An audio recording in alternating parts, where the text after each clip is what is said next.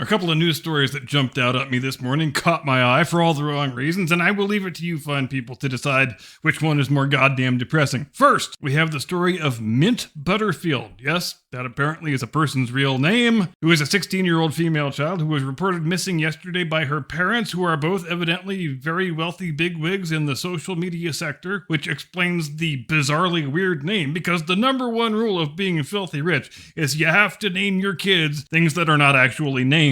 Her father's name is Stuart Butterfield, the co-founder of Slack. And full disclosure, I have no idea what Slack is, and I don't give a shit enough to look it up. And her mother's name is Katerina Fake, the founder of Flickr. I do unfortunately know what Flickr is. Now, obviously, the disappearance of one's child is a harrowing, terrifying ordeal, and we fervently hope that Mint, which I still can't believe is actually a person's name, is safely reunited with her parents sooner than later. But here's the question I do feel impelled to ask. How badly do the parents want her to be found? I know it seems like an incredibly callous question to ask, but here's why I'm asking it. Take a look at the missing child poster, the one that's been disseminated by the parents on all of the social media platforms. We see most of the things you normally see on a missing child poster.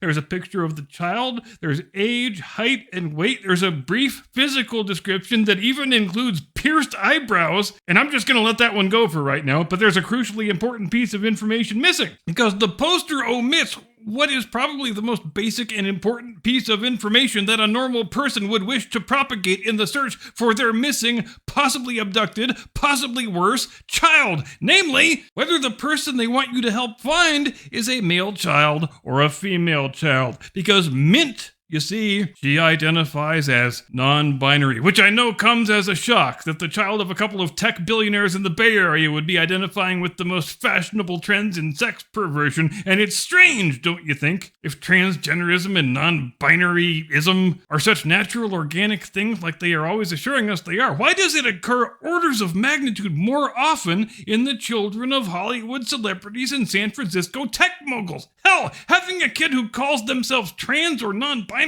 it's the biggest fashion trend in Hollywood since they invented a fucking chihuahua you can fit in your goddamn purse. But when your child actually goes missing and you want them to be found as quickly as possible, because as we know, missing people who are not located within 2 days are very likely deceased, when it's time to make the missing child poster, don't you set aside the dumb, woke pronoun word games even just temporarily until your child is located and safely returned? Political virtue signaling is so all-fired important that even when your daughter disappears, you can't even bring yourself to put her sex on the missing child poster? You're serious right now? You're willing to say she's got pierced eyebrows, but you can't say she is female? And it's not like she's got a recognizably female name where you can infer her sex on your own. What the hell kind of sick bastard of a person would take the chance on subordinating their own child's safety, possibly their life, to the exigencies of woke politics? And that's probably a rhetorical question because I think we already know the answer. Again,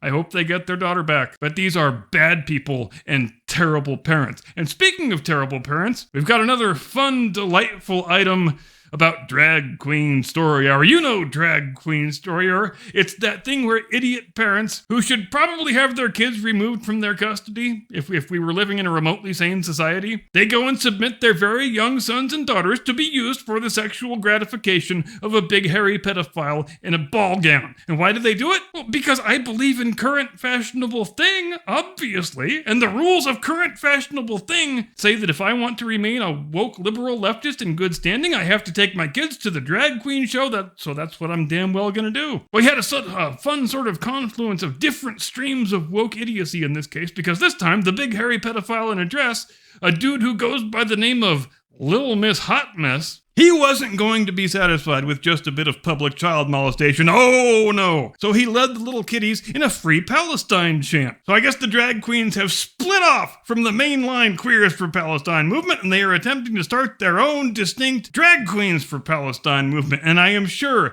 that Hamas and the Palestinian Authority and Hezbollah and ISIS and the Iranian mullahs really appreciate their support, which means if you go and visit Gaza to show your support and solidarity for the cause, it means they would give you a handshake and a hearty slap on the back before throwing you off the top of the tallest building they can find.